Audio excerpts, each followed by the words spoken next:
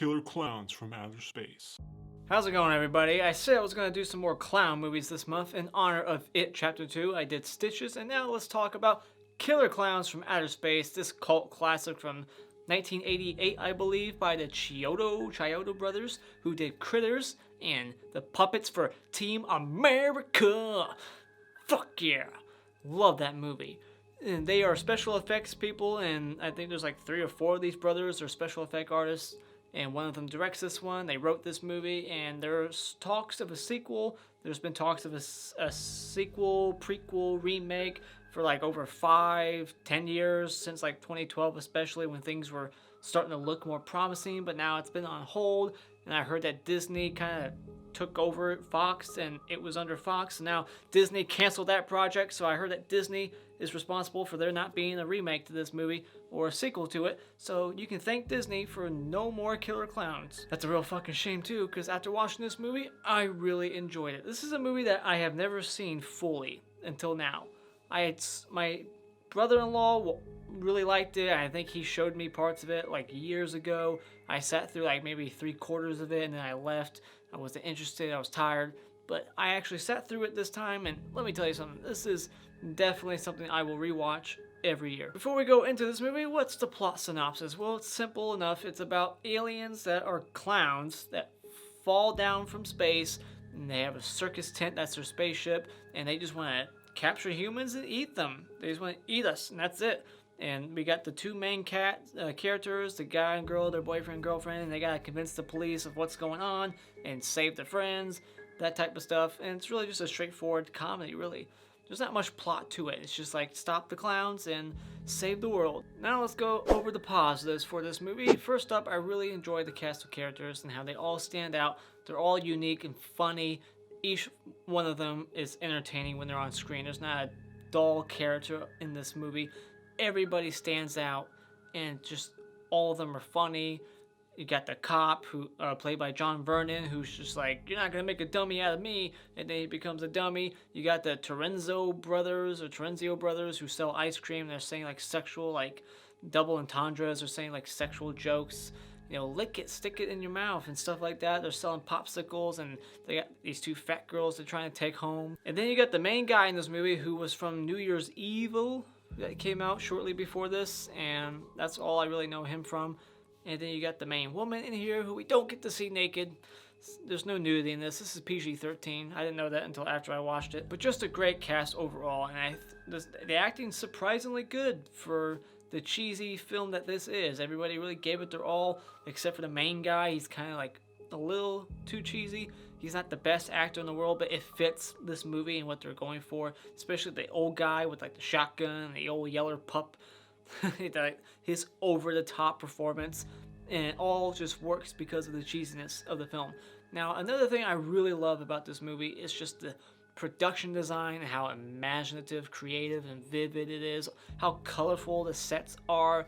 There's even just like all kinds of wacky creative ideas in here with the popcorn that's like a tracking device, and then you got like all these like big old balloons that like these big old like levers that do nothing really, but just like the way that these sets were designed, and just it looks like a fun set to be on, and something that I wish they would recreate at like a Halloween fest, something that you could just walk through. You got the popcorn gun, which apparently cost $7,000 to make. It was the most expensive prop on set, was the popcorn gun that they used to like shoot popcorn at people, or the ones that they used to like turn people into cotton candy. They make people turn into cotton candy. This movie is just so funny and unique, and it's never dry at any moments. Like, I checked the time bar at one point. I was like, I'm already halfway through it. I feel like it's only been 20 minutes. Another thing I really dug was the clown designs and how creepy and effective they were. Like, as corny and funny as this movie is, if you're a kid, I could see this kind of scaring some like 6-year-olds, maybe even younger. Like 6 and younger, I feel like this movie could still be scary to some if you're that young. But as an adult, no, hell no. This is a comedy first. I would say there's like 0 horror to this film at all. I would stick this in my comedy section. It's not even a horror movie. If there was like blood and they killed kids, maybe some horror elements, but really it's not a horror movie at all. But the clowns, the way their faces move, all the makeup, and I wonder how much that cost. This movie is very 80s, so if you like 80s movies and the 80s atmosphere, the 80s aesthetic, and the 80s like soundtracks and score, you'll get that from this. Everybody looks so late 80s, and the score to this movie kicks ass. You even got like a song that was written for this movie. It's got its own soundtrack. You know a movie's great when it has its own soundtrack. And I like a killer that has a weakness, and I like that the weakness is the rubber nose. You shoot the nose or you poke the nose, and they're dead. And I just like the overall unique twist on an alien movie. This isn't just any old alien movie, it's alien clowns from outer space. Now the hottest chick in this movie will go to this woman. I forgot her name. I didn't write it down. I should probably do that from now on.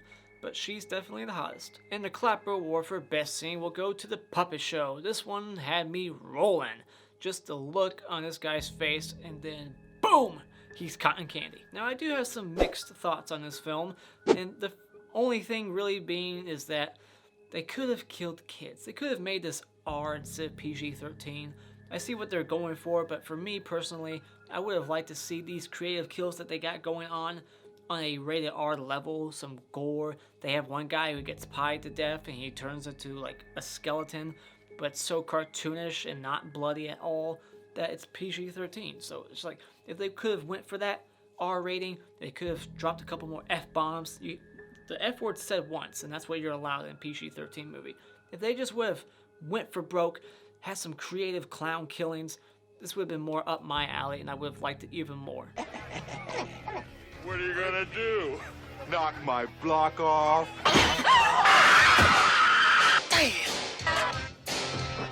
Now for my cons, my nitpicks that I didn't really care too much about is one, the ending. I thought that it would have had more impact if the cop died. I thought they were going for that, I'm the hero, I'm gonna sacrifice myself and save the day. They were going for that. And apparently they were going to do that, but then they reshot the ending because test audiences were like, I want it to be uplifting.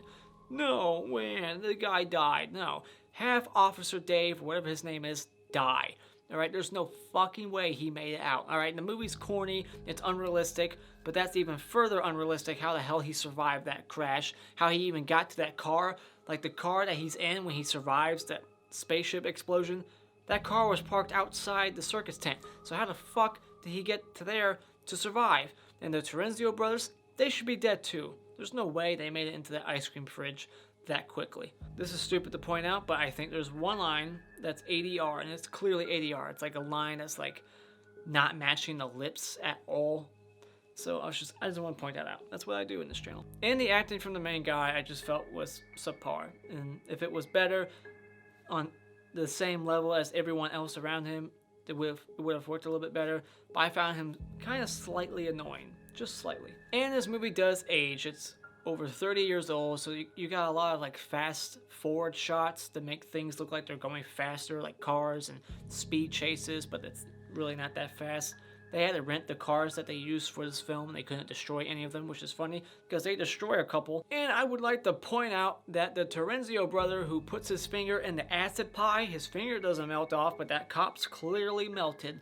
So what the fuck? Now, final thoughts. If you're a fan of horror comedies, but if you mainly just like comedies or wacky, far out there, just doesn't take itself serious type of movies, this is right up your alley. If you're looking for a unique cult classic that you haven't seen from the 80s, this is one that you definitely need to check out. It's a cult classic that everybody needs to see at least once in their life. Go into it knowing that it is a comedy. It's not meant to scare you. It's meant to just be a blast from beginning to end. A popcorn gun blast. So when it comes to killer clowns from outer space, pop some popcorn, get some cotton candy, and go out and buy it. The Mr. Hat Award for Best Kill goes to the Silhouette Dinosaur. This is definitely one of the most unique deaths I've ever seen in any movie ever. It's stupid, it's insane, there's no gore, but whatever, it's unique, so I like it. And the Mr. Twig Award for Lamest Kill goes to Officer Rooney, who becomes a ventriloquist dummy after getting his face smacked up against the bars. I'm not sure what killed him first, the head smash up against the metal bars or becoming a ventriloquist. getting his back ripped open. Anyways, those are my thoughts on Killer Klowns from Outer Space. What are your thoughts of this cult classic? Put your thoughts in the comments below. If you like what you've seen here, you can hit this like button. And if you want to become a subscriber, you can do so just by clicking on my cartoon face in about 5 seconds. And until next time, auf Wiedersehen.